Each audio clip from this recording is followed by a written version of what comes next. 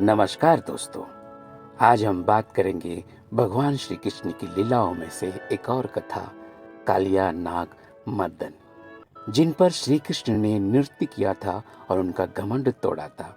तो आइए जानते हैं श्री कृष्ण कालिया नाग मर्दन लीला। कालिया एक बहुत ही विशाल नाग था जो यमुना नदी में रहता था। द्वापर युग में उसने पूरे गोकुल में अपना डर बना के रखा था। उसके विष के कारण यमुना का जल एक स्थान से जहरीला हो चुका था, जिसके चलते गोकुलवासी उस पानी का उपयोग नहीं कर सकते थे। कालिया देह या कुंड के स्थान पर जो भी जाता था, कालिया नाग उसे खा जाता था। इसलिए उसे कालिया दाह कहने लगे थे। बाल्यावस्था में भगवान श्री कृष्ण अपने मित्रों के साथ यमुना किनारे खेल रहे थे। तब भगवान ने गेंद को यमुना में फेंक दिया। इस पर सभी मित्रों ने गेंद वापस लाने को कहा तो भगवान यमुना में कूद गए। लोग ये भी कहते हैं कि गेंद तो एक बहाना था। असल में भगवान कृष्ण व्रजवासियों को यमुना में रहने वाले कालिया नाग के प्रकोप से बचाना चाहते थे। पानी में जाकर कृष्ण ने जानबूझकर नाग की पूंछ पर पैर रखा।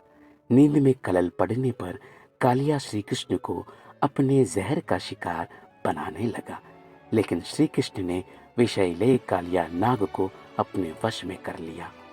वहीं दूसरी तरफ ये बात माता यशोदा समेत पूरे गोकुल को पता चलते ही पूरे गांव वाले दौड़े दौड़े यमुना नदी किनारे आ गए।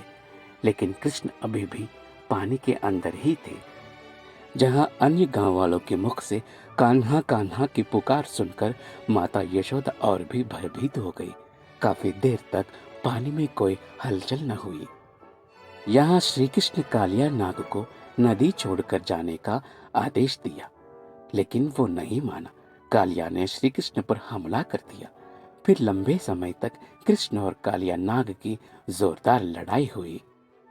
अंत में कालिया नाग को पराजित करके श्री कृष्ण यमुना नदी से बाहर निकले थे। वो कालिया नाग के सिर पर विराजमान थे। ये दृश्य देखकर सभी गोकुलवासी प्रफुल्लित हो गए। पौराणिक कथाओं के अनुसार युद्ध के बाद कालिया नाग ने श्री कृष्ण से माफी मांगी और कान्हा ने कालिया नाग को माफ कर दिया, परंतु उसे यमुना नदी छोड़कर दूर चले जाने के लिए कहा और चेतावनी दी कि अगर तुमने पीछे मुड़कर देखा तो तुम पत्थर के हो जाओगे। कथाओं में ऐसा वर्णन किया गया है कि जैसे ही कालिया नाग वृंदावन से कुछ दूर जयंत गांव के पास पहुंचा और पीछे मुड़कर देखा, और देखते ही कालिया नाग पत्थर का हो गया। भगवान श्री कृष्ण की चेतावनी के बावजूद भी कालिया नाग पीछे मुड़कर देखा, जिस कारण वो पत्थर का हो गया था।